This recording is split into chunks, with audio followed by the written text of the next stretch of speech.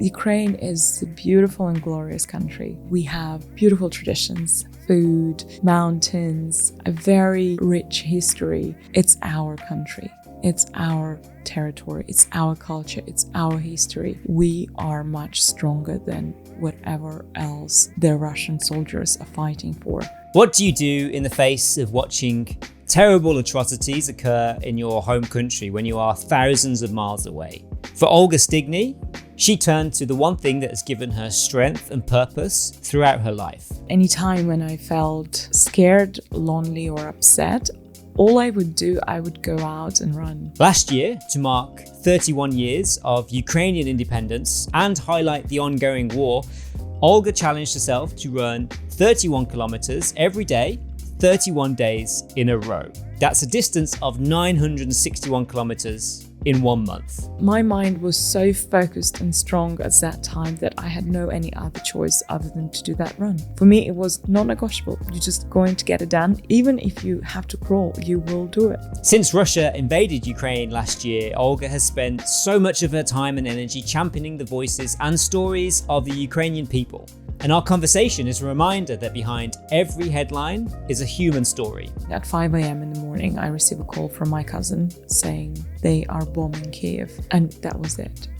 Everything froze inside me. I didn't know what to say. I didn't know what to do. The first thing was you need to get out of the country. In this episode, we discuss Olga's journey into fitness, from being a partying, smoking fashion designer to now being an incredibly athletic personal trainer. We also discuss how the war has personally affected Olga, and she shares her story of bringing her family over to the UK.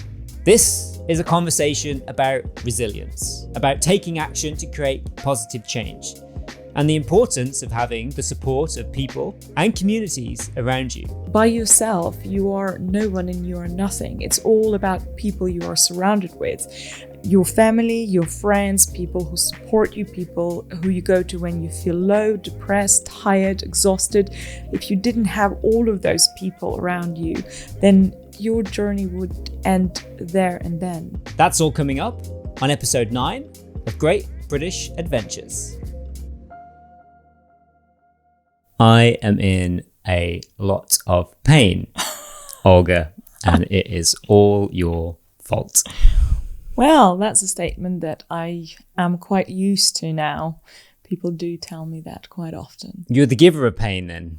I am a giver of strengths that you achieve through pain that you are going through when you come to my classes.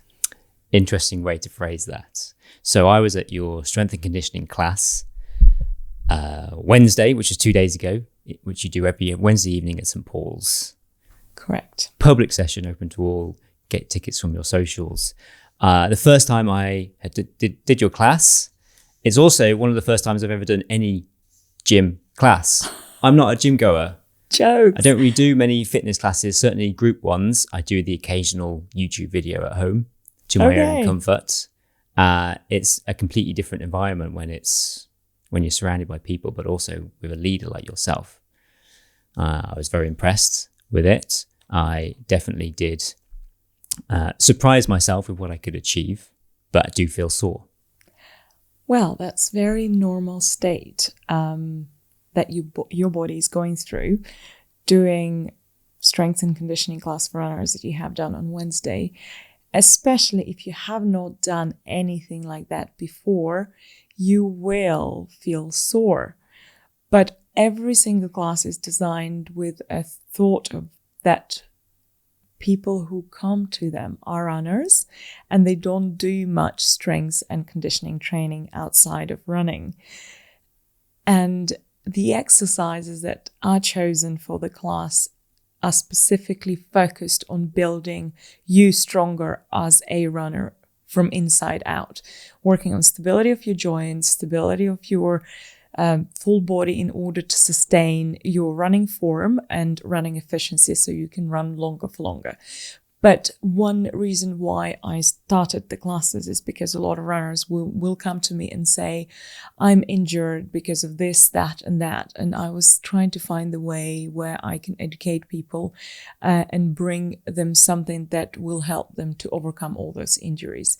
Being sore, it's normal because your body is adjusting to a new way of training, as well as building new way of adapting to running, becoming stronger runner. Strength is good for you, not because it just builds stable joints, but it also builds stronger bones that can sustain more pressure, pounding the pavements around London, which we all essentially do minimum of anywhere between 20 to 100 kilometers per week. And with jobs that we have nowadays, sitting at the desks all day for 8 to 10 hours, and then either before or after you asking your body to go out for a 10, 15 or 20 kilometer run after sitting all day or sleeping all night, it's very risky not to focus on strength training and then asking your body to do such thing as run that much without preparing your body for it.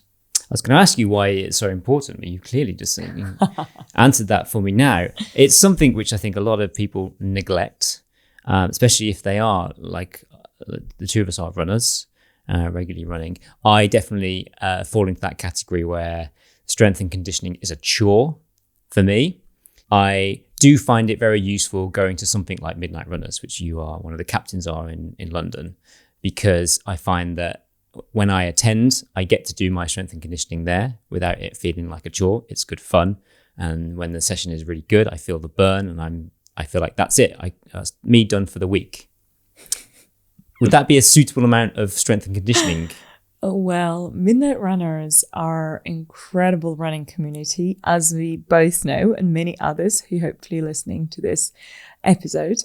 But Midnight Runners are not focused on building strength and conditioning for runners. They focused on bringing fun into fitness and running and moving. Yes, it is great to combine running and exercises, but whether it's enough or not, I would say no, it's not enough. It is fun and it is beneficial, but depending how serious you want to get about your running. If you just want to run for fun, and some people just do that, it's perfect. It's better than not doing any strengths or conditioning at all. But if you want to achieve certain goals, chase PBs or run for longer, you need to pay more attention to strengths and conditioning. I can definitely vouch for that. I think from being very comfortable in a Midnight Runners boot camp scenario, I kind of expected something similar, and I was surprised that I got so much more from your 1 hour session. It was jam-packed full. It was definitely great value for money in terms of the exercises we did, very well arranged. Nice to have some deserved breaks, but then back into doing reps. There was three reps of different exercises, and then there was another 3 reps of another different exercises. Even the warm-up was quite an exercise. Took me by surprise. I think I get quite used to being in these group scenarios, these communities, and you do a warm-up and you're just having a chat with your mates, basically, and sometimes you're not really doing it properly. But when you're in a much smaller group, in a class like yourselves, you're definitely focused on actually turning up and putting in the work. Correct. Well, I broke the session into 2 blocks, which, as you know now, first block strength and then conditioning. I wanted to ask you, actually, why was the strength first and conditioning after? Was there a reason for that? Yes. Do you ever do it the other way around? No. And the reason for that being is because we use the warm-up as a running drills and warming up all the joints. With the strengths, you're activating all the muscles. And then with strengths, this is where speed and power comes in. So your muscles are already activated, and this is when you can push. And you told me, I think, or told one of the people in the group afterwards, that you also recommended, after a heavy strength exercise, running afterwards. I did say that you should do your hard day and hard strength day on your hard running day. Right. But always do the run first. And then Okay. on tired legs, do strengths. Because if you do your hard day of running and then the next day you do your hard strength day, then you wouldn't really have a sufficient recovery in between sessions if you have another hard session the day after. So it's not for beginners. It's for more serious runners. If you are training for a marathon specific goal, half marathon specific goal, or even 10 kilometer specific goal where you have sub 40 minutes for 10K, or when you have, or even faster, if you have a decent pace, which for me is sub 3 hours marathon. That is my goal for Amsterdam Marathon in October. And I never done that before, and it scares shit out of me. But this is when you have to do those hard days very hard and then have recovery days for you to fully recover. Okay. I've been trying recently, and not every day, but just doing just 10 press-ups. Because I have a really bad upper body strength. I just don't have any reason for it. I neglect it. And whenever we do a set at the boot camp at Midnight Runners, I'm just all over the place with like press-ups. So it's just like, why don't I just, before I shower, before bed, or just before bed, just do my 10. And I don't really feel like I get stronger or any easier, but it's having something in the routine. I tell you what that is. It's similarly to making a bed in the morning. You just feel good about achieving something. It's already one box tick off of your to-do list. And doing that makes you feel good about yourself. And then you approach the next thing that, on your list of things to do. And those little things, it's very important to make them achievable, like 10 press-ups a day. I do them too, funny enough. This month I'm doing 12 press-ups every day, just because why not? But it's just a great way of getting disciplined and feeling good about doing and achieving something every day. Yeah, the discipline is important, right? Because it's so easy to slip out of the routine if you, like you say, force it for your routine. Sean Conway talked about non-negotiables and having that relationship in your life. So comparing it to brushing our teeth is like, well, we do that. We know we have to do that every day. So why can't you introduce other things into your life which are non-negotiables and make them non-negotiables? Yeah. When we are younger in our 20s, we can get away with many things. When we are in our 30s, we can also get away with many things. But then when we enter 40s and 50s, this is when we will start to notice the effect of neglecting things like strength training and stretching and foam rolling, because things that you build in your early life, you will carry over in your later life. And your body will thank you for it. I've read a lot of research or news reports that seems to highlight the importance of strength and weight training for those in the later years of their life, citing the fact that they have higher deterioration of muscle. So they need to work that muscle harder to slow down the deterioration or maintain that muscle mass. This is playing into what you're talking about here. About 100%. Every 10 years of our life, we lose a certain percentage of muscle mass. And when we lose muscle mass, what happens? We need to work harder, in our body to work harder in order to support our daily movements. Things like carrying shopping from the shop, things like picking your kids up, things like doing any movement, and especially for us runners, it's extremely important to have strong bodies. And when we have the higher level of all the beautiful hormones to specific individuals, different male, female, right? So testosterone in our early years, it's so much easier to build muscle when you are in your 20s and 30s rather than when you start in your 40s or 50s or 60s. And the more muscle mass you build, it applies to both female and male in your 20s, 30s, the more you will carry over in your 40s, 50s, 60s, and 70s. And that's a very important thing to really understand, especially for female, because we tend to think that as soon as we lift a weight in the gym, we're going to be bulky like Arnold Schwarzenegger. And that's not true. You have to work so hard to get any definition in your body and your muscle and eat well in order to achieve that goal. Yes, some bodies are genetically unique, and for them it's much easier to build muscle mass, but it's one in few thousand. But the rest, we need that. But it's not only about muscle mass, as I said before, it's about bone density, which takes a huge part in our later life. You are a personal trainer. I am indeed, yes. You operate in London. What is it like being a personal trainer? I noticed from attending your class that you put a lot of work and effort in, but also you have to show up physically with the energy, and that is part of everything you do throughout the day in the work that you do. What is it like having to be the leader, the face, the energy on a day-to-day basis? I love what I do, and I'm very proud to say that. This journey started like I was reborn almost, because I was planning completely different career paths for myself, and I would never thought that I would be a personal trainer. You were training to be a lawyer at one point. I was hoping, that's something that I was hoping to do after I finished school in Ukraine. But unfortunately, that didn't happen.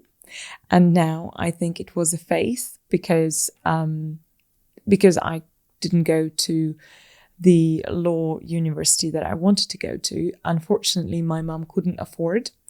And that was heartbreaking for me at that point. I bet, yeah. Just because also I managed to pass all the exams, and I was preparing for them very hard. And then the government funding wasn't sufficient to pay for the studying. My mom raised me and my sister by herself, so she couldn't afford my education, especially my sister was already studying. This was to continue education in Ukraine? That was in Ukraine. And then because I couldn't pursue my dreams in Ukraine, I came to England.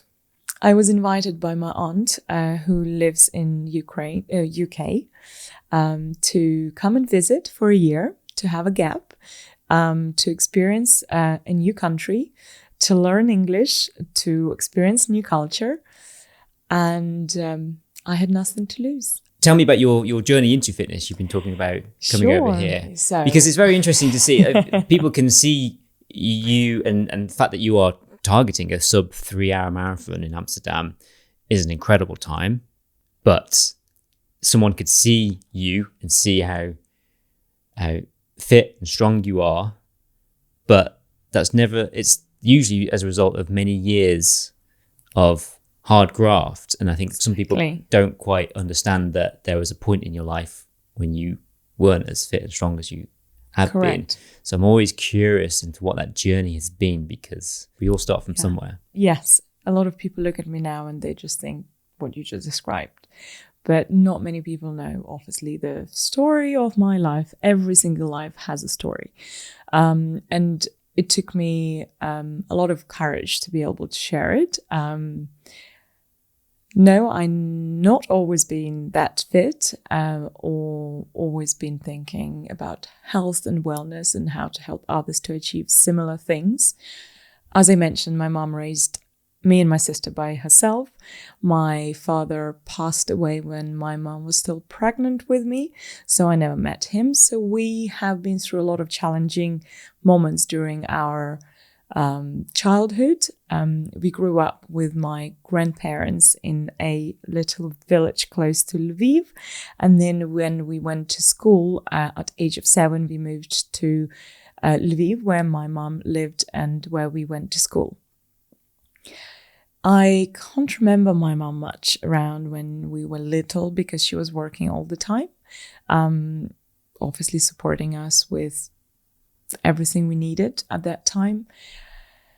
And I do remember moments from my childhood, any time when I felt scared, lonely, or upset, all I would do, I would go out and run. It was really interesting. I would go out and run, and I would imagine just running around the fields, feeling like wind in my face. And I used to have this imaginary game that I'm playing with my dad when I'm running, and he running after me. So And then after we started school, things got a bit difficult because, we didn't have all the brand new clothes and shoes. And I used to wear a lot of my sister's things. And yeah, I was bullied at school for it. Because it's an older sister, is it? Yes. So you had we have pass 18 downs. months between us. Yeah. Yes.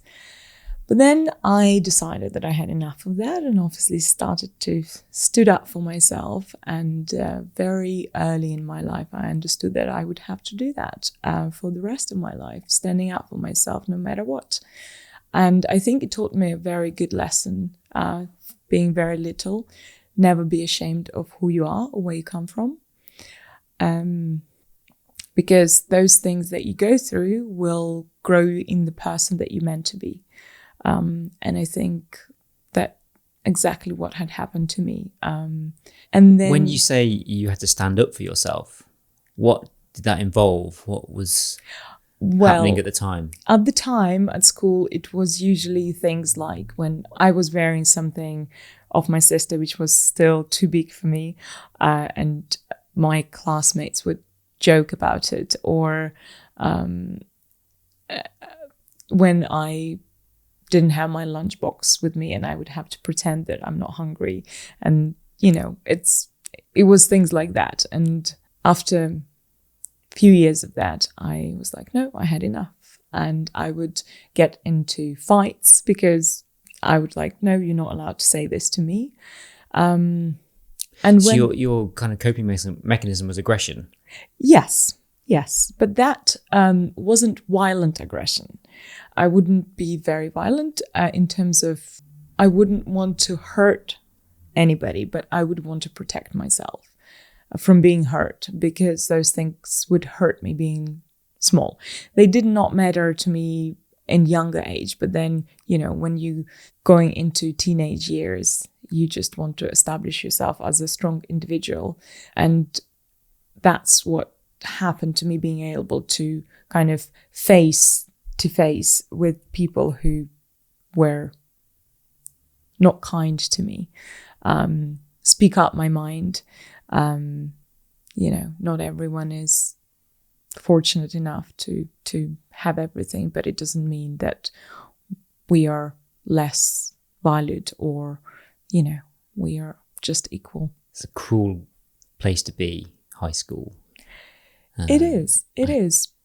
Correct. But then I found myself in running always would save me from many things. And luckily we lived next to this beautiful woodland where we used to do a lot of running. So that was my kind of you were a trail runner before it was trendy. Yes, I am. So before you realised the effects of what a trail could do, you were living it. Yeah. Absolutely, yes. You're talking here about your life growing up in Ukraine. And I think let's come back to your fitness journey because you grew up in Lviv. You mentioned. What do you remember about life growing up in Ukraine? So I'm coming from a point of view where my cultural knowledge of Ukraine is very sparse. And Ukraine has never been a big figure in European knowledge from my life through schooling. It's always been one of those far European countries, and it's only until very recently, which we'll come on to, about why I come to understand so much about Ukraine. First of all, I was also doing some research today and didn't realize that, discounting Russia, it is the biggest country landmass in Europe. Correct. Which now I know and can spot Ukraine on a map. Ask me that 2 years ago, probably wouldn't have known. It would have surprised me. Put that in a pub quiz, I wouldn't have known. Yes, it is a case, unfortunately, for the time being. Fortunately, now people do know. And after war has started, we all said that now no one would say the statement that they used to say before when they asked me where I'm from. And I said Ukraine, and they straight away said Russia. And I would get very defensive. It's like, no, it's not Russia, it's Ukraine. But that's what people used to say, because as you said, no one would know about Ukraine much at all. It's a beautiful and glorious country. We have incredible landmarks. We have beautiful mountains. We have incredible infrastructure, beautiful, growing, smart, young population. In late years, the tech industry in Ukraine was booming until Russia invaded Ukraine. Ukraine is a beautiful country that just starting to bloom fully. And that's something that Russia never liked, and hence why they always tried to stop that and control Ukraine as much as they could. Since we became independent country in 1991, they tried many times to stop us from becoming part of EU, then becoming part of NATO, and they didn't succeed with taking control over Ukraine, and that's why they decided to invade Ukraine. We'll come to that briefly, but if you go back to your past growing up in Ukraine, tell me some of your fond memories you have of your country, of what you experienced when you were younger. Well, Ukraine has the biggest value. It has its people and its land, because Ukrainian land is very rich. And it's a food basket for the whole Europe. That's what we are called, because Ukraine grows a lot of bread in Ukraine that is delivered to many European countries, as well as a lot of African countries. And unfortunately, because of the war, a lot of those people will be without bread. This is the grain that you grow. Yes. And because Russia has destroyed so many lands where we would grow a lot of grains. And that makes me and a lot of people very upset, because the effect is going to be huge. We farm a lot of lands, and we have beautiful traditions like Ukrainian embroideries, Ukrainian traditional dancing, food, mountains. We have beautiful churches, great architecture, a very rich history.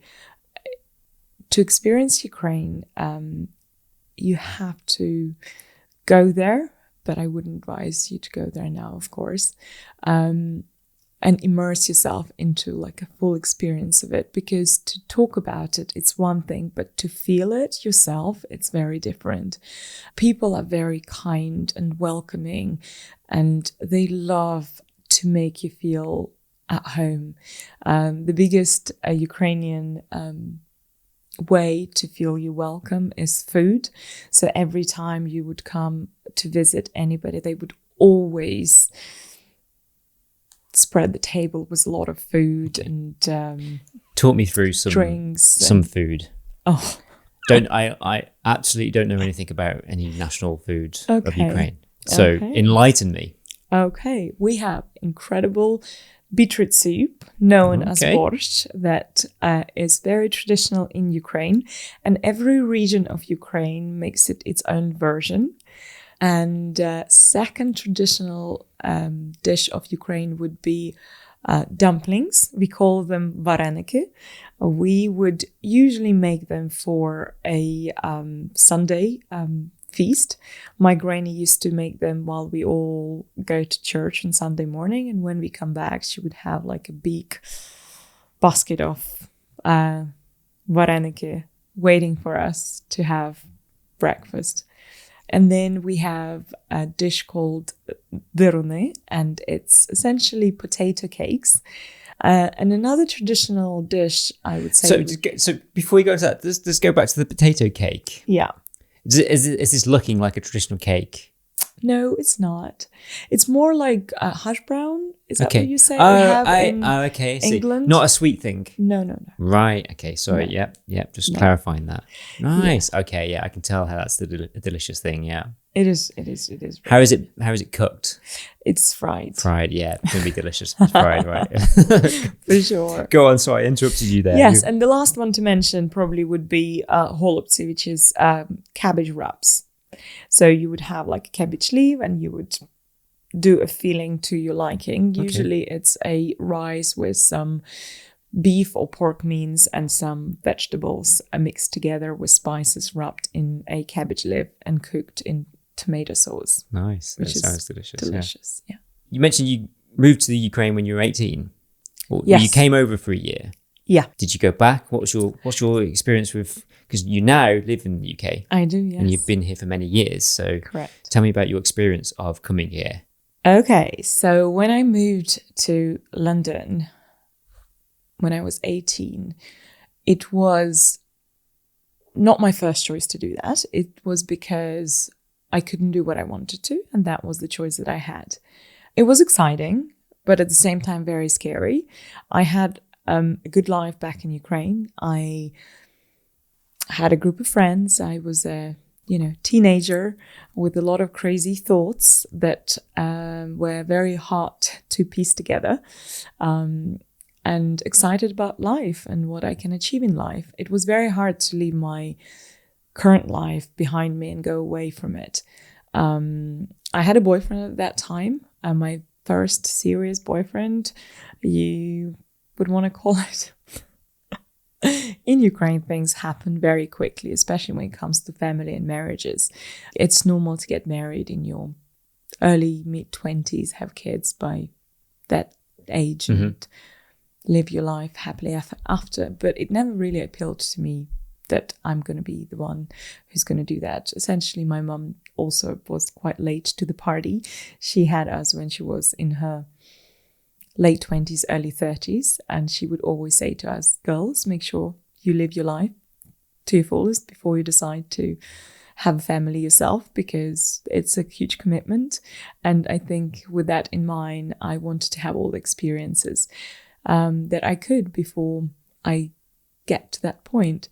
Nevertheless, as I said, I had a first serious boyfriend to what I thought back then, and it was very hard to decide to come here, but then I wanted to experience new things, so I did. Not long after, my very serious boyfriend cheated on me very quickly, so that was a heartbreak straight away. But it's fine. That must have been tough for you at the time, being at such a young age, to kind of It process was. so much going. Yeah, It was indeed, and especially being in a new country, having no friends. My English back then was very limited, and people who I would hang out with or spend time with were my aunt and few Ukrainian friends. So it's very hard to integrate into any country when you don't have confidence in the language. Correct. It was really hard. But then I very quickly realized that I had to push myself out of my comfort zone and just go out there and learn the language, talk to people, try to communicate with the English that I had. And I did. It took me a few years until I got to a very good conversational level where I could read and write. And then it just clicked. Were there any hard moments in the initial first years when you're integrating yourself into this new country, this new culture, this new world? Yes, because London is offering so many different opportunities, and I was like a little headless chicken trying to run everywhere, doing everything, and I didn't know like what I want to be, what I want to become, and what I want to do. So I just tried a lot of different things in terms of what I would want to become in the future. And one of those things where I studied interior design in Chelsea Art School for a bit, and then I transitioned to a fashion design in St. Martin's, which was very exciting, and I enjoyed, love it. But then I got to the point where I understood how hard it is to succeed in such competitive field, as well as I was good, but I didn't feel that I was gifted with the, some people just great at designing and putting colors together and etc. And I was good, but it would take me a long time in order to put a good design together, or to create something that I would really appreciate myself, so I can put out to others. So then I had this moment in my life where I was doing something that I'm enjoying, but I wasn't fulfilling my desires to do something that I enjoy so much and good at. And I was in this state of mind where I was like, am I doing the right thing? Is it something else that I can do? And I was cycling to commute at that time. And one evening I was cycling back and I had a bike accident. And it was almost 10 years ago, which put me out of game for a while. But also, I think I was kind of reborn in that accident again. What do you mean by that? So within a second, the life has changed. The accident was that I took off after the red traffic light changed to green, and then start to pick up the pace. And then the van in front of me, he just stopped sharply in front of me, and I didn't press the brakes because I didn't see him. Mm-hmm. And I cycled into a back of the van, and I hit it with my helmet in my face. And then in 1 second, like, the whole life was in front of me. And I was like, when you realize that everything can stop, just then you start to see things differently. You start to appreciate things more. You start to have more value in life itself. Because I think there are a lot of things that I definitely did take for granted. What were they? I think a lot of things, like things that I should have been grateful for that I had in life, the opportunity to come to this country, not only focus on like negativity, that I wasn't being able to pursue my law dreams, but other than went here, not many people get this opportunity, and I should have been grateful for that. I should have been grateful for, my aunt being here for me every time I needed, even though I didn't have any friends, but she was always there for me. I should have been more grateful for the time she spent with me. I should have been more grateful for a lot of resources that I got from her and other people who helped me to succeed in this country. Because I don't know people who are self-made. I don't believe in self-made people, because you can't really be self-made, because by yourself you are no one and you are nothing. It's all about people you are surrounded with, your family, your friends, people who support you, people who you go to when you feel low, depressed, tired, exhausted, people who you share the happy moments with. If you didn't have all of those people around you, then like your journey would end there and then. Well, that's what I believe too. So I should have been more grateful for all of those people and moments that were there for me. You use that word, I lost count of the amount of times the word grateful. Yeah. It's often talked about in how to change a negative mindset, is to, for instance, have a daily practice of writing down what you're grateful for. Correct. It's something which I've learned over the years, and I'm still learning, and I don't practice it, but I have found myself in moments when I can feel wound up. Perhaps that's because I have lots of negative thoughts in my head. But sometimes I can maybe notice that and then try to change my mindset to think of something positive. And it's incredible what that does to your entire body once you have that moment of feeling good about something. It almost is it just like cascades down from your head, this like feeling of pleasure, because you never realized how worked up you were at the time. And it sounded like it took an accident for you to have this moment. Correct. Where it completely shook you up. 100%. and flipped your mindset. Yes, it did. It did. And now it was very traumatic experience, but I do feel grateful for it because it transformed me into a person I am today. And that transformation was very hard, but at the same time, extraordinary to me because I realize who I am as a person and what I want to do in this life. I realize how much love I have from people around me, and I realize how many people are there who are looking out for me, which I was blind to before, and that's a beautiful thing to realize. So what did you change in your life going forward from that moment? Well, that's where my kind of fitness journey was started, almost. From being fit you had this lag, right? This part of your life where you neglected fitness. Yes. Oh, yes. And well, fashion and design is incredible, but it also requires a lot of partying, outing, Right. meeting people, connecting with people.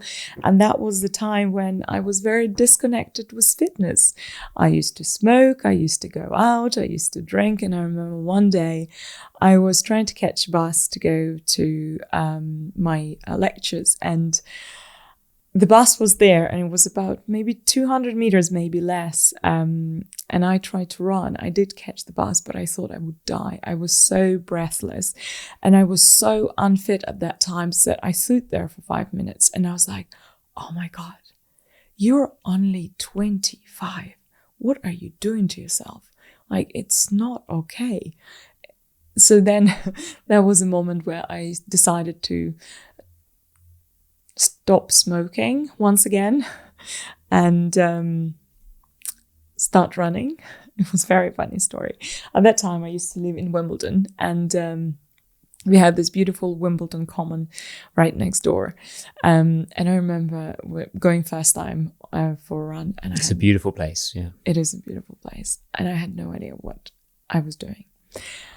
I started running. I was running for 1 minute, and then I had to stop because my lungs were not coping well, and my heart was jumping out. And I was like, oh my God, how am I going to do this? And I literally, after 1 minute, I had to stop, and I had to walk, and I had to push again. And after 30 seconds, I had to stop. So I lasted maybe for 5-10 minutes max. And then I went back, and I was like, that's not okay. What is happening? And I had relapse a few times. I was stopping smoking. And then I started to only smoke when I would go out and have a drink. But then I started to try and run a little more. And every time I went out, it would be okay, now I managed to do 90 seconds without stopping. And then it slowly would build up to 2 minutes. And then I would have a section from one tree to the other. And it was hilarious. Now, when I think about it, it was very hard, but you have to push through that uncomfort zone. And of course it's going to be uncomfortable. And of course it's going to be painful. And of course your body's going to ache, but what do you expect? You're doing something that you have not done, and you have to get through those aches and pains in order to be able to move to the next level. And it's very important to understand that. And because a lot of people now say to me oh, I'm not designed to run.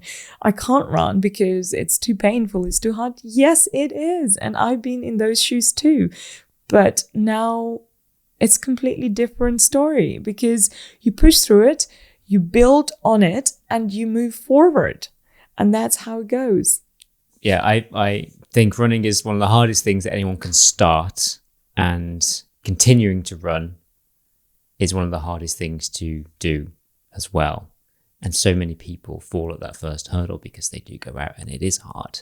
Yeah. And they struggle, and then it's also just not comfortable. But to reach a comfortable stage of your running takes a lot of time, takes a lot of commitment, and it takes a lot of consistency. And you now are a very comfortable runner, but it's very interesting to hear the story where you went through all that pain. We all have to go through that. I did suffer a lot until I got to the stage where I actually started liking. And I think one of the funny stories was also when I started running a bit more, and living in Wimbledon gave me opportunity to experience all these amazing people who would go to Wimbledon tennis. And one day I went running during Wimbledon tennis, and Andy Murray was running there. And I was like, oh my God. He definitely didn't recognize who I am, but I definitely know who you are. Great spot of all the places as well. He was running to the tournament? He was doing a jog around Wimbledon Common. I was like, I was trying to put like a strong athlete face on, and I literally sprinted past him. And as soon as I turned the corner, I had to stop to catch my breath. I bet he did the same. I bet he saw you. Was like, I need to make sure I look good. Yeah. Passing this lady. We all have moments like that when we're struggling, but then suddenly you see a member of public walking past you and like, oh, hang on, I need to make sure I look like I'm having for sure. fun. One also very strong point about running and starting running, as you said, it is super hard. I remember joining my very first running club. At that point, I used to live then in East London, and I always thought, and same thing, a lot of other people think, that you have to be at certain level to join running club or running community. I thought I need to run at certain pace, certain distance, be very good runner. No, you don't need that to join the running club or running community. You just need to turn up and then get inspired and pumped by people around you. It's so much easier, and it's so much fun to go and run with other people. And it was just blessing in the sky when I went and joined East End Road Runners for about a year and a half. Yeah. So how long have you lived in the UK now? It's already 17 years. 17 years It's a long this time, August. It's nearly the whole life that you lived before in Ukraine. I know. So we have to talk about what's been going on in Ukraine in the last year or so. Take me back to February last year when you saw the mounting of army in the borders of Ukraine. What was going through your mind then? So February last year was, to say heartbreaking, it would be to say almost nothing to explain how I felt and many others at that point. So I went back to Ukraine just before war has started to see my family. And there were a lot of talks on the news and a lot of social media that Russia might invade Ukraine. And we all know how crazy Putin is. And we don't know what we can expect. But we all had this hope in our heart that this would never happen. I remember arriving at the beginning of February, and the energy in the country was really disturbing. Everyone was kind of living a normal life, but at the same time, everyone was very concerned about what's going to happen. And I had my flight book back on the 14th of February, and I started to get messages from my friends and people in London saying, you should head back now. Things are going to happen. You should leave the country. But then I was like, how I can leave the country? I have my family here. Like, they all live here. Like, what's going to happen to them? And then they started to talk about no flying zone. So I was like, oh my God, will I make my fly? What's going to happen? And then that day, the day I was supposed to fly out, the day before that, my cousin brought his family from Kiev to Lviv just because we did not know what's going to happen. And Lviv is the closest city to the border with Poland. And he had at that time a newborn son. He was only 6 months old. And it really, really, really scared me. And remembering going away and leaving them all behind was very hard. That must have been very difficult, very shocking thing. It was just really difficult to kind of digest. But still, it was 10 days before the war started. And we still had so much hope that it's never going to start. And then it was Thursday morning at 5 a.m. in the morning, I received a call from my cousin saying it had begun. They are bombing Kiev. And that was it. That day was like, everything froze inside me. I didn't know what to say. I didn't know what to do. I didn't know how to act. And the first thing was like, you need to get out of the country. You need to get your child, your wife.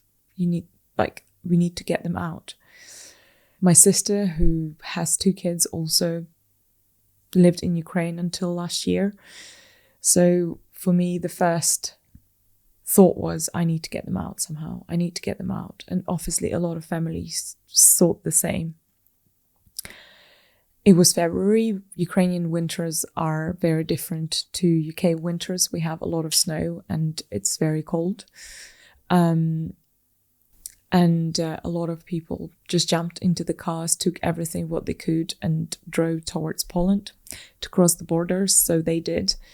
But then after staying in the traffic jam for over 36 hours with little kids in the cold winter, you have to keep the engine going to keep the car warm.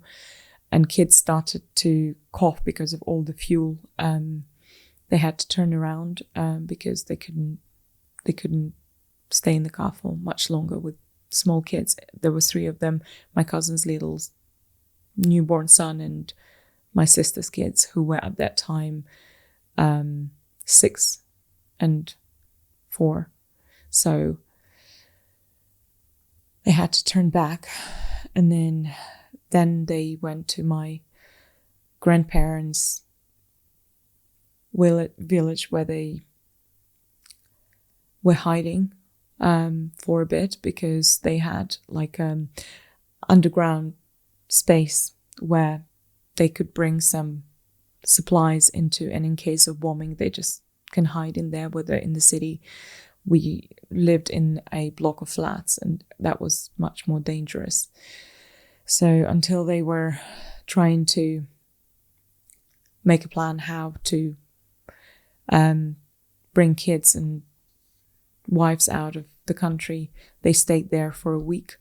And then they managed to get tickets to this bus that was transitioning people from Ukraine to Poland. And on the bus, it's much easier to manage kids because you have more space. They can run around and you have more space to entertain them. On the bus, they spent almost 3 days getting to the border, which is usually takes 45 minutes. Wow. Without traffic on the good day. The support from Polish people were incredible. They were all standing as you cross the border, waiting with food, clothes, hot drinks, just to support people. It was really like, kindness. Sorry, I still get emotional about those things. Take a moment. I just, trying to kind of understand what they gone through. What updates were you getting at the time? Not many, because they didn't have much signal at that time. And obviously to charge their phones, it was hard. So we would just receive a message once a day saying that we moved by 500 meters, So the conversation was very short, and we were just guessing what's happening over there. But as soon as they crossed the borders, things have changed. We arranged for them to be met by our friends, who were so kind. They connected us with their family in Poland to host them for the time being while we were preparing their documents to come to England. And the family in Poland looked after all of them so well. They felt really supported, safe. They give them everything, home, food, shelter. They made them feel welcome. I'm beyond grateful to them all. And then after about a month's time, them being there, we managed to get the papers sorted, and then they all came to London. So they flew across? Yeah. And you met them at the airport? I did. What was that like? Phew, it was...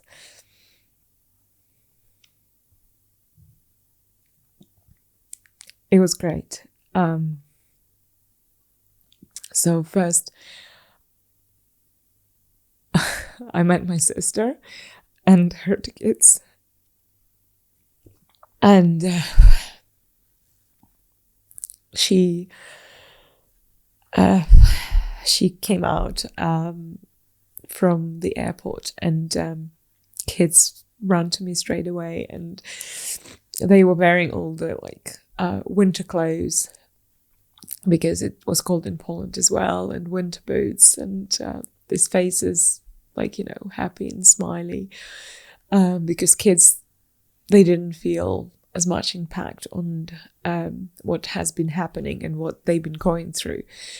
And also I think I took their attention with having 2 massive giant balloons Nice. that they were very happy to receive. But my sister came out looking...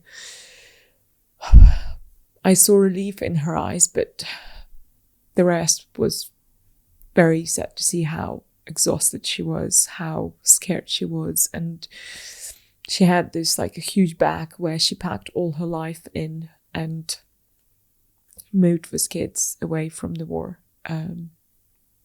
It was really emotional moment, but I felt so relieved and happy that we managed to bring them here, because this is where I can give them safety and security. So where did they go after they... So they stayed with me for a day, and then they stayed with my aunt, who lives in Surrey, for about a few months, until they could move and find their own space where they live now. It was quite hard for kids to adjust to... How old are these kids? So they were 4 and 6 at that time.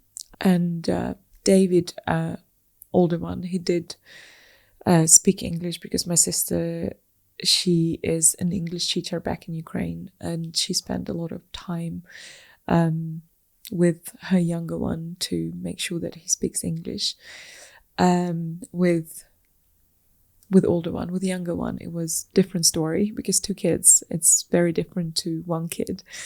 But Ariana, her youngest one, she is a very amazing and very, stand for yourself girl. She decided that she can't speak English without knowing the language, and she created her own language that she would speak to people, which was quite cute.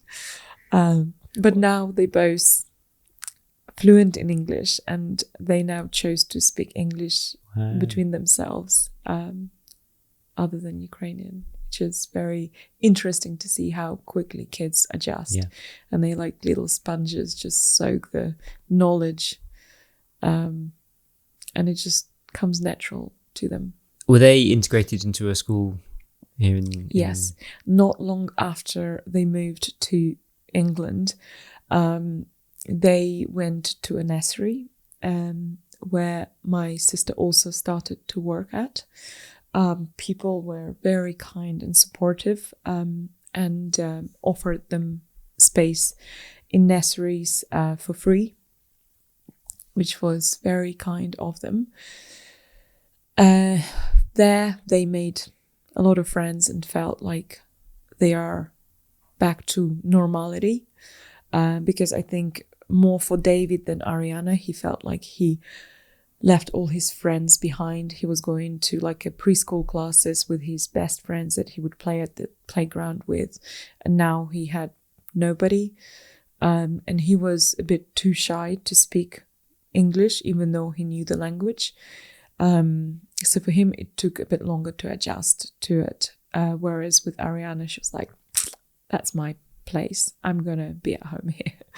For her, it was more natural, whereas for him, he was very, very sad about losing his friends, but also I think not seeing his father.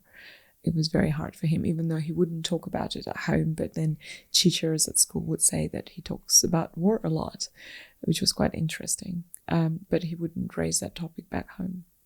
So their father, this is your sister's partner? Yeah. And where is he? So he's in Ukraine for since the war. They managed to see each other once since then.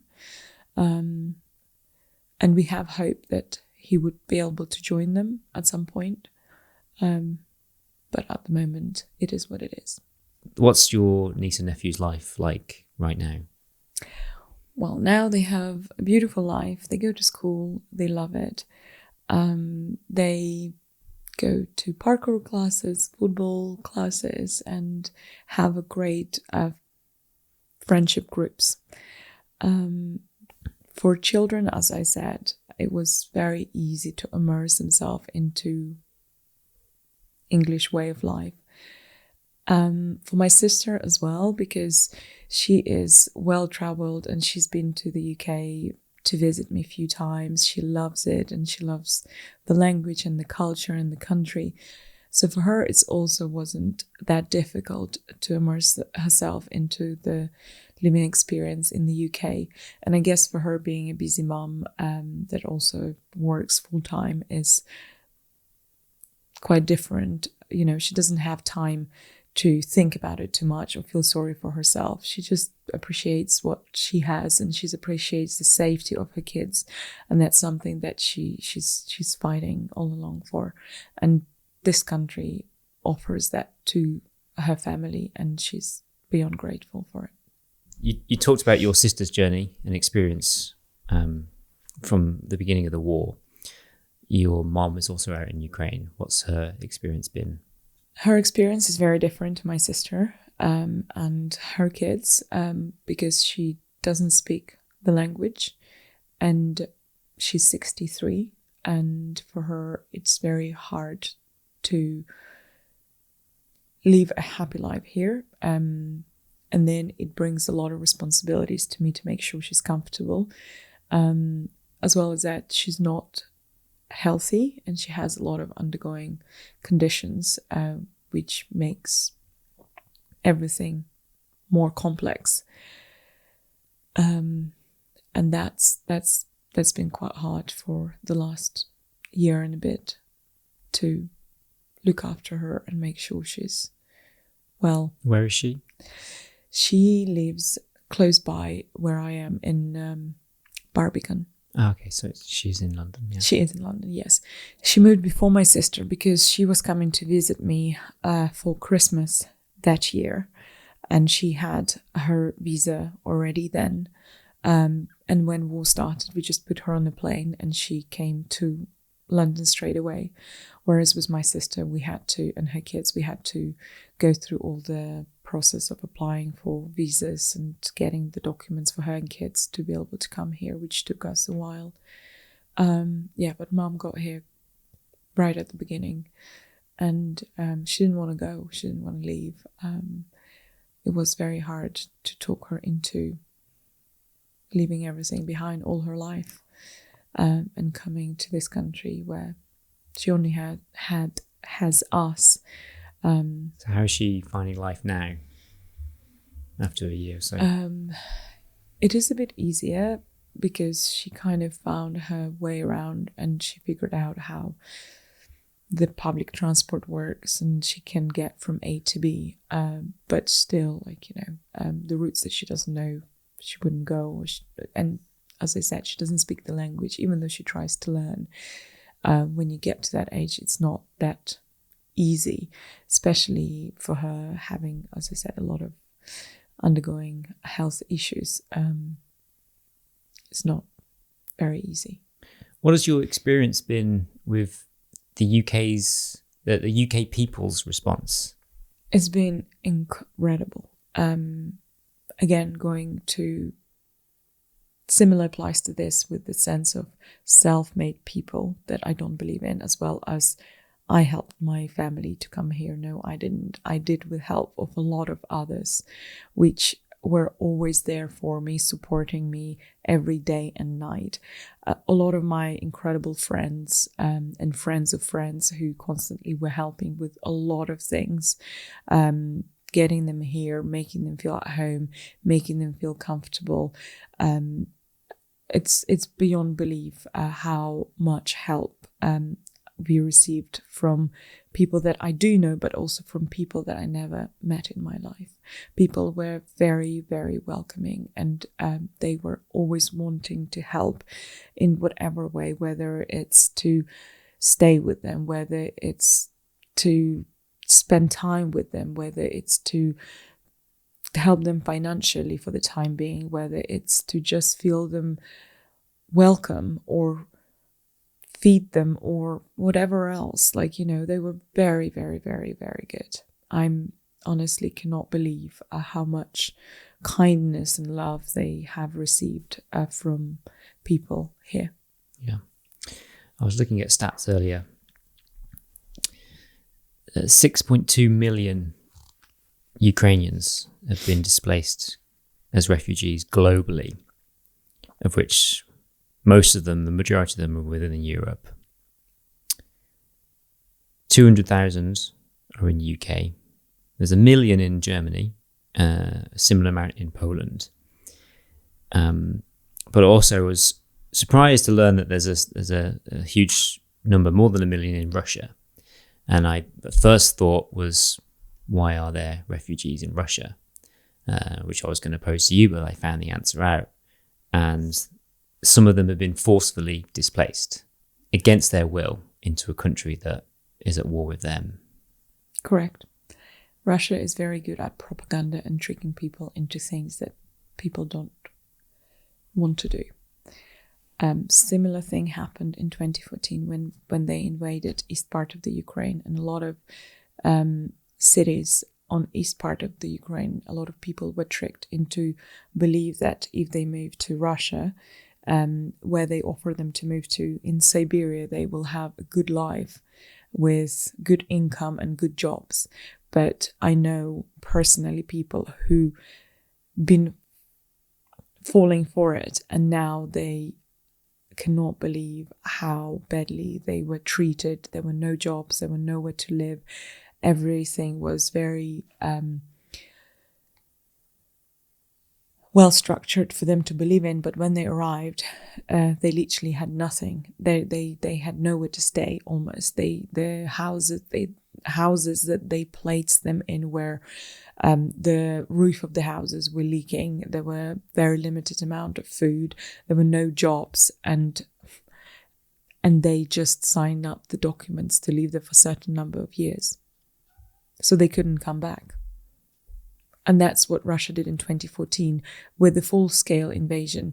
They just tricking people into believing that they taking them to a safe territory where there is no bombing without people's consent to go there. They just transporting them to Russian territories, calling them refugees, putting them into camps, especially children who are under age of 18 years old. More than 20,000 people were, I would say, stolen from Ukraine, because with knowledge of their parents that they were taken to Russian camps and kept there, and trying to brainwash them with Russian propaganda.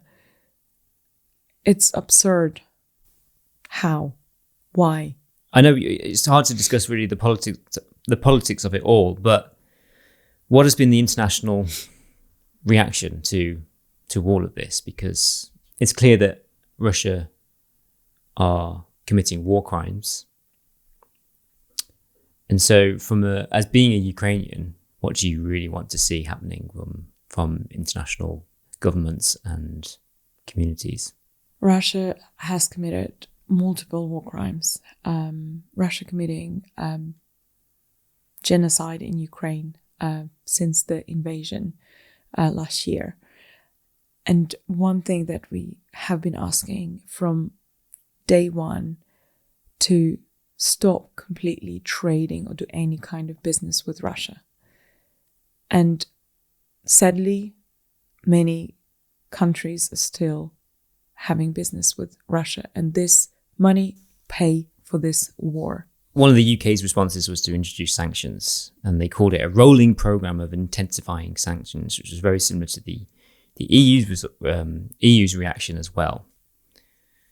It seemed that very early on, I think even before the invasion, when the military was being stationed on the borders, some sanctions were coming in, but it didn't seem like there were any tough cards that the government were playing.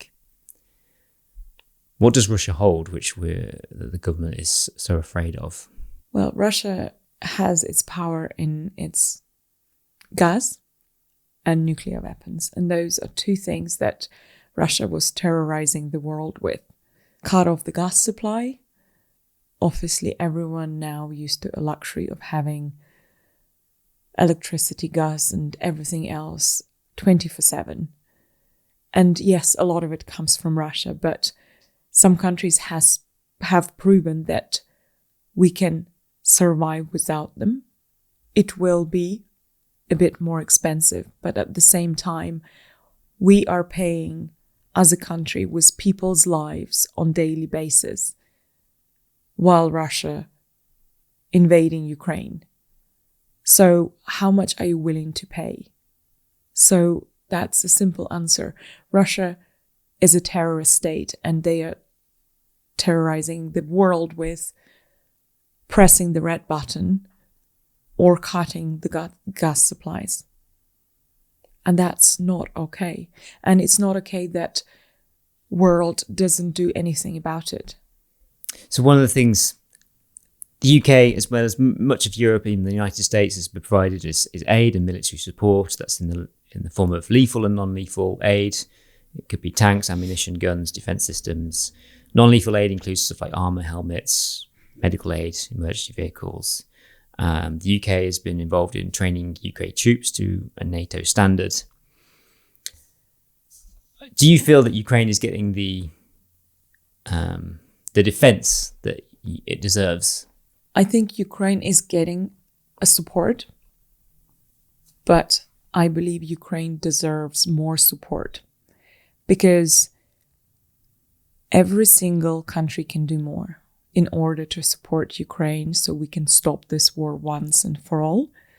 And if every country did more, this war can be over now. But because there are certain things that certain countries don't do because of the certain beliefs or business ideas that they have, they allow this war to go on. And Ukraine paying every single day with multiple lives for it. And we are just being a shield for the whole Europe from Russia, trying to protect and fight for our country, our territory, and our land, our homes, whilst everyone else is watching. And that's very sad. Before we started recording, you told me about something I'd never heard of. It's the Budapest Memorandum. Tell me about that. So in 1991, when Ukraine became independent country and Soviet Union fall apart, Russia declared that all the nuclear weapons all around Soviet Union countries belonged to Russia, which is a nonsense because Ukraine still has the biggest nuclear plant in Europe, in Zaporizhia, and about Chernobyl everyone knows. And Russia wanted to transition all the nuclear weapons to Russian territory. And this is when Budapest Memorandum falls into place. Everything have to be documented and agreed on. And Ukraine agreed on becoming nuclear-free country, signing the Budapest Agreement in December of 1994, where 3 countries, including Russia, assigned the protection to Ukraine in case of any invasion. Those countries are Russia, United Kingdom, and United States. And now we are having war on our land, and Russia invaded Ukraine. So that's why we strongly stand by belief that country have to do more that vouch for our protection. This is something you, as a country, had nuclear weapons and were encouraged to give them away to Russia, which is one of the nuclear powers that's allowed by law to have nuclear weapons. But in doing so, you were given protection assurances. I read one piece, it says, in exchange for giving up its nuclear arsenal, Ukraine initially saw a legal binding guarantees from the US that it would intervene should Ukraine's sovereignty be breached. But when it became clear that the US was not willing to go for that, Ukraine agreed to somewhat weaker but nevertheless significant politically binding security assurances to respect its independence and sovereignty, which guarantees its existing borders. Sounded like US weren't willing to give the full protection assurances that you needed at the time. You had to settle for something less, but still, albeit a binding security assurance. Now, there's a lot of talk about how the NATO, Ukraine is not part of NATO. By being part of NATO, an attack on one NATO state is an attack on all. I think there's 31 NATO states, which all have the protection and assurances that should any of them ever be attacked by any foreign entity, like Russia, for instance, that all states will come together to defend that. And so Ukraine, not being part of NATO, do not have those security assurances. But what you highlighted to me was this other form of assurance, which was signed in the 90s, which I didn't know too much about. You've highlighted to me something which was happening, but it seemed like it was more, looking at it now in hindsight, that it was just some kind of way to get Ukraine to give up their nuclear arsenal. Yes, unfortunately, that's how it looks now. We were working as a country to become a NATO country, which we were very close to. And that's definitely something that triggered Putin to invade Ukraine, because obviously he didn't want Ukraine to become a NATO country, because he would lose all the power over the country that he thought he had. Nevertheless, since the invasion of Ukraine, Poland is a NATO country, and there were bombs falling on Polish ground already, but no one ever did anything about it. And they tried to wipe any video reference or picture reference on social media or news about bombs flying around Polish territory.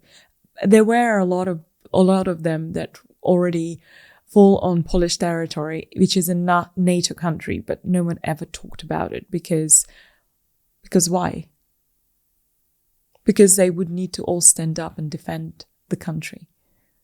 Why they don't? When not really knowing too much about international politics, international history, one thing I do know is that Russia is a big state. It's one of the biggest countries in the world. So when I saw that that Russia was launching an attack on Ukraine, I didn't think that there would be any hope for Ukraine. It just seemed like, on paper in my mind, and probably for many people as well who didn't know too much, that Russia were going to be an insurmountable force. And knowing what happened in recent history with the annexation of Crimea and how that just kind of just happened under the radar of like international news, and just suddenly just happened, and suddenly that they claimed that territory, it just seemed like, will this happen to the whole of Ukraine? But it didn't. And there was a fight back from the Ukrainian people, which surprised perhaps so many people with their audacity to take on such a force like Russia. And their resistance has been, I guess, a form of pride for you to see how Ukraine was not willing to go so easily, and it's still standing in many parts, and it's pushed back Russia, surprising many in the international community. How has that made you feel? Proud to be Ukrainian. I always have been and always will be proud to be Ukrainian. One difference between Ukrainian and Russian people is for 32 years this year, Ukrainian people have lived as free people in free, sovereign and independent country, whereas in Russia they lived under Putin's regime, being slaves to Putin's regime and being told what to do and how to do it. And when you fight for your home, your freedom and your land, your courage and your fearlessness beyond everything else, the truth is on your side. You haven't done anything wrong. You're fighting for something that is yours. You're not fighting, you're protecting something that is yours. And that's what difference. And that's why Ukraine will win this war. We just don't know when yet, but we will, because it's our country. It's our territory. It's our culture. It's our history. It doesn't matter for how many years Russia tried to destroy it. It will never happen, because we are much stronger than whatever else the Russian people or soldiers are fighting for. Because when you ask them what they're fighting for, they don't know what to answer. They just fighting for the idea that Putin put into their heads. They just invaded the country for the idea of a madman that he can rule the world. Like, how crazy is this? Like, how in modern world, when we are fighting for human rights, we can allow this to happen? On what basis, on what beliefs country can invade other country just because they want to? Why? So I am very proud of Ukraine and of their strength. And that strength will take us to victory, because we're fighting for our home and our country. And it's simple as that. And you yourself have done so much over here in the UK and in London to champion Ukrainian voices. And I want to move on to that part of your story, because I think it's one of the big adventures that you've done recently has been to challenge yourself to make sure that stories are heard and the story of Ukraine and the war is heard. I'm releasing this episode on the week of Ukrainian Independence Day, which is on Thursday, the 24th of August.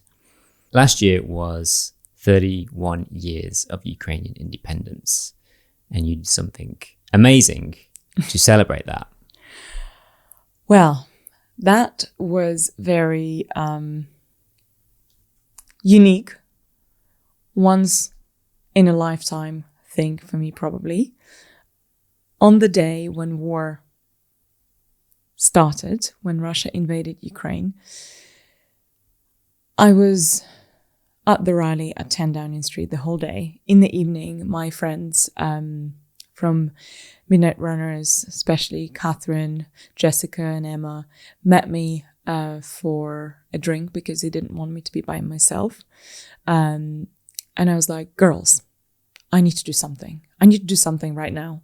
Like, I'm just going to run like every day, all day until this war is over. And they were like, hold on. Just pause there for a second. Let's think through it. So I slept on the idea that I do want to do something on that night. My friend Jessica, she stayed with me overnight kindly, because my friends are the best friends. They really care for me, and I'm so grateful for them. And then they would all check up on me every time. My friend Michelle, my friend Kat, my friend Emma. They would always check on me, how I am doing every day. How is my family getting on? And then they were like, okay, let's think about doing something in terms of running, but let's plan it properly and make sure it's it's not too much because you're going through so much right now. And I was like, okay, that's actually true. It was emotionally draining to understand that war is happening, getting family out, getting family to the safe space and place. So yes, it was too much, but I didn't see it because I was like, no, I want to do something now. I want to do something straight away. So my incredible friends from Midnight Runners community helped me to organize Run for Freedom. We did that about 2 months into the war, and it was beautiful. We had a turnout from a lot of other running communities, and I had my auntie to make a lot of Ukrainian flags that we run with, which was very kind of her. She did them overnight. It was incredible. She just sat next to her sewing machine and just like sewed 50 flags for us to run in. And we finished the run at a Ukrainian culture club in Holland Park. And culture club was used as a base for humanitarian help or medical supplies that was donated to be sent to Ukraine. And this is where we would pack everything and send everything back to Ukraine.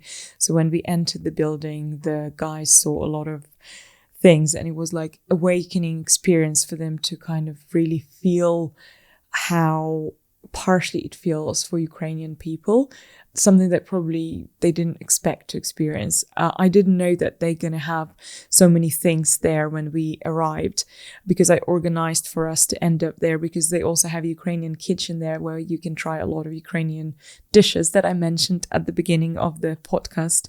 So if you ever want to try Ukrainian food, go to Holland Park Ukrainian Culture Club. They will feed you well and you won't be disappointed.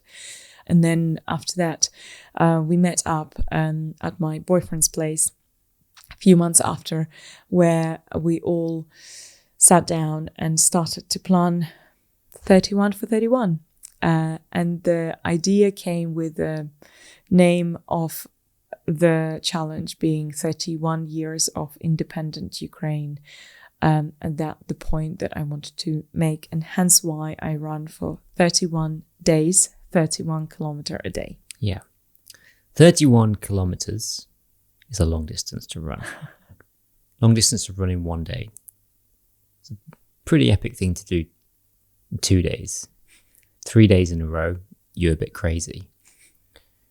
To consider doing that 31 days in a row is an unbelievable amount of running. There's over 900 kilometres in total over the course of a month. Yes. It was a huge challenge to take on. Indeed it was. And I was very scared. I didn't know how my body would react to it. I never done anything like that before. But I always know that I want to do it. Something like that. And opportunity presented itself, not just challenge myself physically, but do it for a great cause, to raise awareness about ongoing war in Ukraine, as well as to raise money for people in needs in Ukraine who have been affected by the war. You had a whole campaign. Every day you dedicated to a different town or city in Ukraine. Correct. And you told stories from what that town was like, maybe before the war, and what's been happening during the war. I've got them listed here, and I've got all your things that you wrote on your socials about every single town that you dedicated a day for. It would take us too long to go through all of them. I've read through them all, and the stories just really show the spread of the war, because these are all just individual places, individual towns with their own people and stories themselves. You've highlighted a few, which we're going to go through. Let's start at day one. You started doing laps of Battersea Park in London. Yep. Dedicated it to Kyiv. Tell me about this place. Kyiv. As you all now know, Kyiv is a beautiful capital of Ukraine. And Kyiv was bombed first by Russia on the 24th of February last year. And that's why I dedicated my very first day to Kyiv, to acknowledge this strong and still standing city that will stand forever. I truly believe that We will definitely defend our country, and we will win this war. Kyiv is a glorious city with a lot of architectural beauties around it, as well as great river going through it, as well as beautiful churches, a lot of infrastructure, a lot of business districts, as well as great places to visit as for dinner or theater or galleries. It has so much to offer, and it's just a heart of our Ukraine for the time being, and I believe forever. How did it feel finishing that first 31k?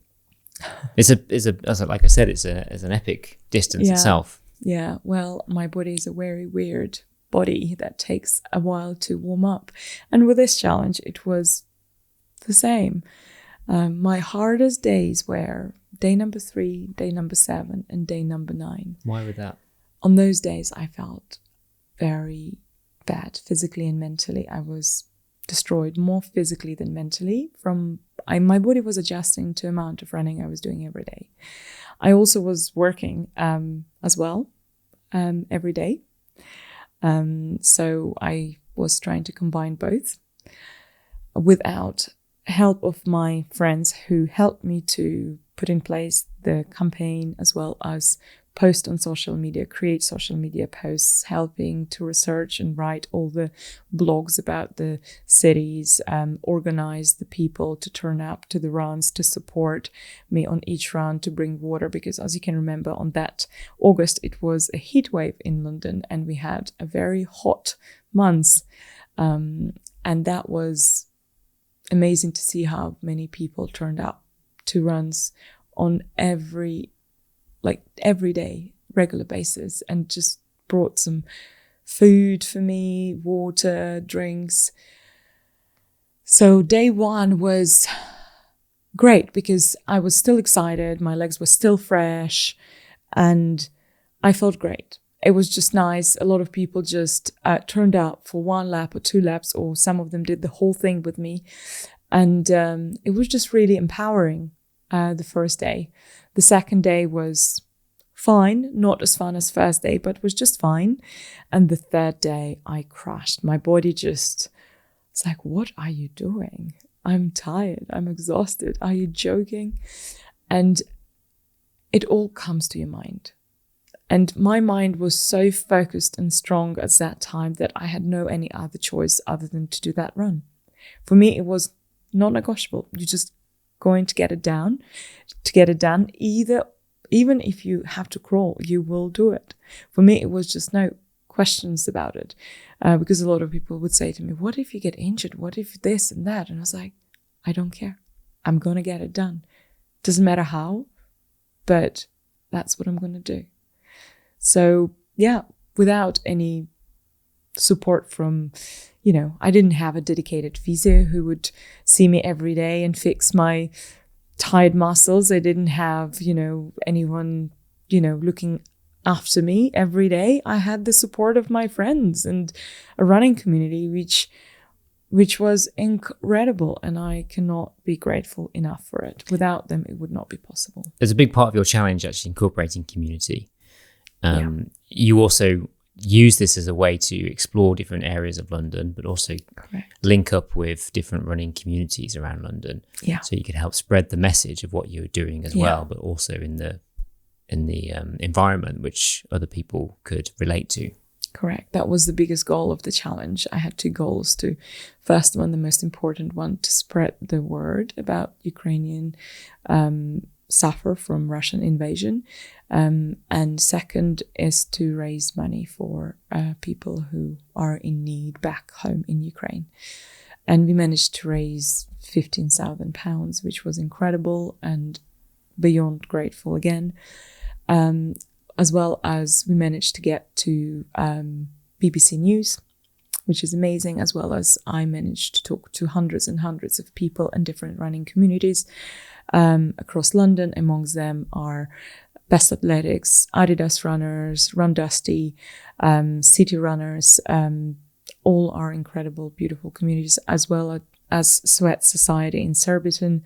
I reach out to all of them, and they are incredible people and opened their arms to me straight away. And they were like, yes, what can we do? How can we help? Day 6 is another one you've highlighted for me to talk about, Mariupol. Yes, Mariupol was really devastating to watch. How much pain they went through, and how incredibly strong Ukrainian soldiers were. Most defenders who were in Mariupol, Azovstal, they were fighting since 2014 when Russia invaded in east part of Ukraine, and most of them were fighting for years against Russian invaders, and they were all standing strong until the last day. They were suffering through not having enough ammunition, not having enough food, not having water to drink, but they were standing strong with their belief in victory and their belief in being right and protecting what theirs.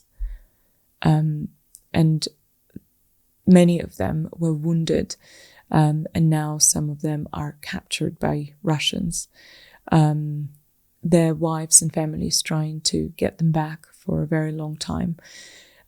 Some of them, they have managed to exchange, but some of them are still kept by Russian.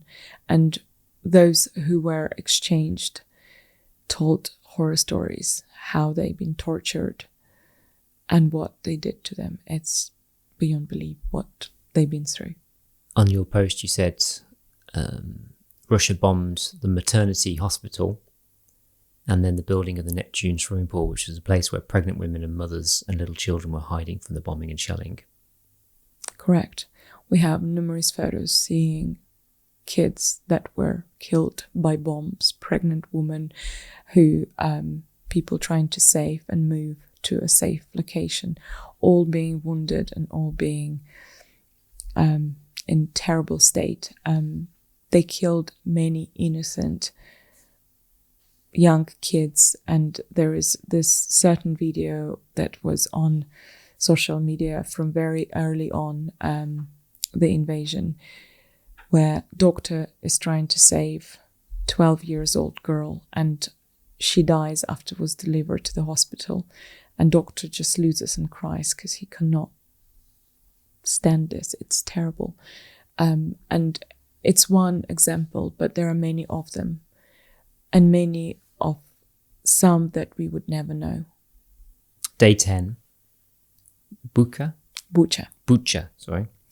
is a city close to Kiev, little town, more likely, where Russian did terrible things to people. When Ukrainian army liberated the territory and came back, they found bodies that were tortured. They found bodies of kids, women that were endlessly raped. The different organs that were cut out of the bodies, and things that they did to kids just beyond belief. They found numerous dead bodies of kids, women that were raped many times by many people, with their hands being tied behind them. Some had their breasts cut out. Many men had their genitals cut out. They just left them there like animals too. Horrific. That's just 3 locations. You've got about 29, I think, here that you dedicated days to, each with their own individual story of something horrific which has happened as a result of Russia's war. I do want to do those stories justice, but I think we've touched on so much of the atrocities that's happened, and I think it's horrible. It is, yeah, it is. And every day reading those stories, and every day something new was happening, and it's just destroying your soul bit by bit. And I think this is when running comes in for me personally. That helps me to overcome those emotional waves of devastation and focus on, being helpful, being there for people, and do my part.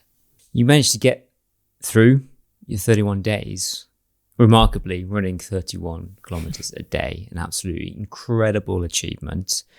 I cannot even fathom what you had to go through. And just to give some context, some of the runs you were out for 4 or 5 hours in total, including the interactions you had with running communities, and you mentioned as well, combining that with your working day as well.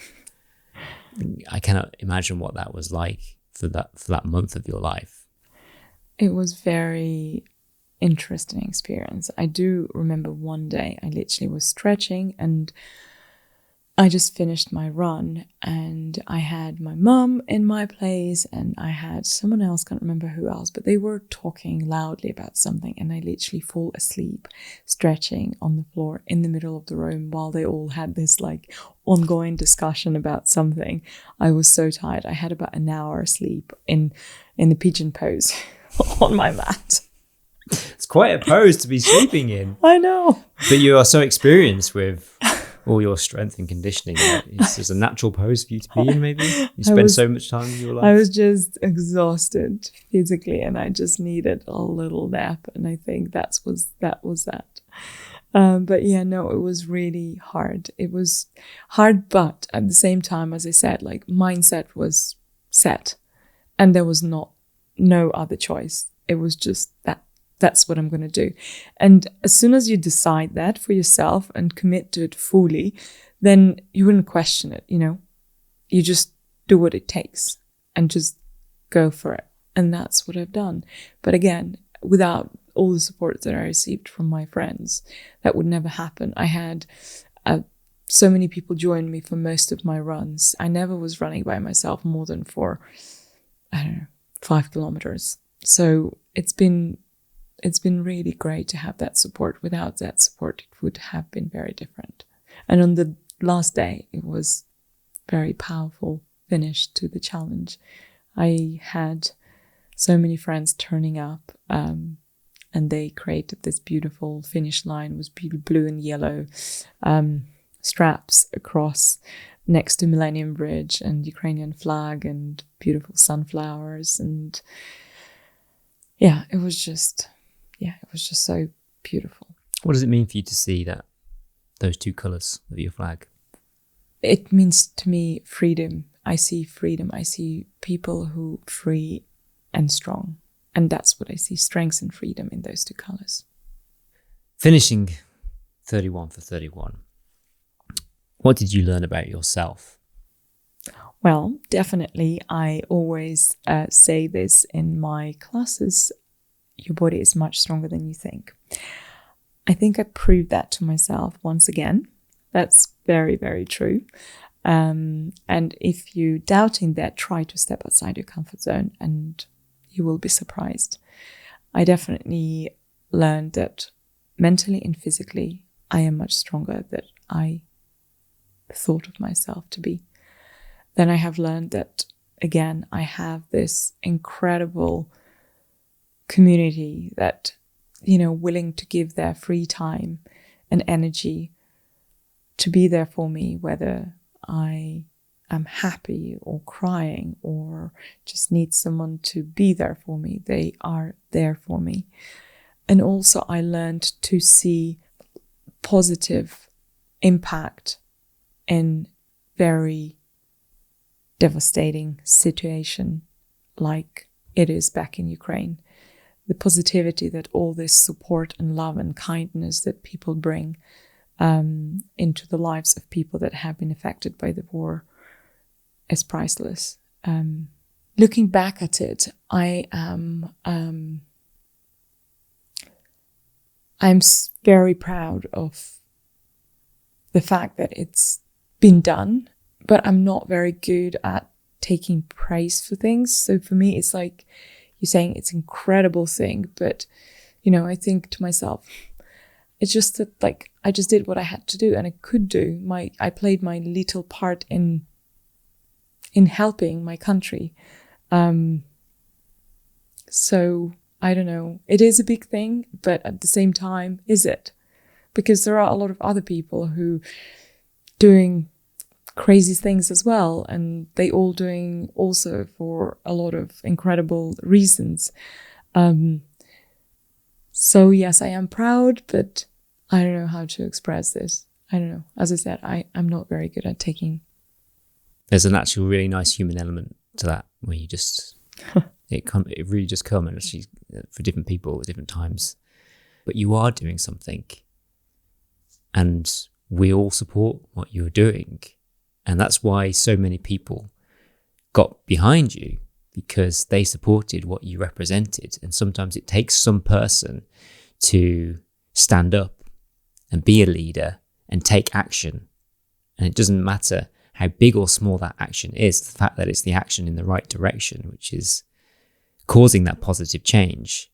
And so many people don't take that action. So many people shy away from taking action. So many people doubt themselves whether they're capable of taking action. Yeah. And it's not for everyone. So when someone does stand up and say, I want to challenge this cause, if people support that cause, they're like, yes, I want to challenge that cause as well. I just don't have the confidence. But what I can do is I can run beside you and I can be part of it, and I can help make you a bigger person and make your voice louder. Well, that's definitely something that what I felt during the whole challenge. I felt like people really were there for me, and that what carried me through. I'm glad I did what I did, and I would do it all over again if needs to be done. I would say don't compare yourself to anyone else who does anything epic. The very fact that you decided to take action and do something that was far beyond what you felt could be physically possible from outside your own comfort zone was enough. And to put yourself out there for 31 days, running hours at a time, is incredible. Thank you. Thank you. It's been great. It's been great. And many people said to me after, not long after it was over, that they do miss it, because we had this, lovely meetups every day where we would run together and catch up, and we had little WhatsApp groups where we coordinate who's going where and when, and it was like really nice way to see people as well, because being and living in London, as you know, life is very busy here and very hectic to make time for your friends, but then people did make time for me, and I appreciate that a lot. So I think this is a place where we can leave this story for now, because the story still continues.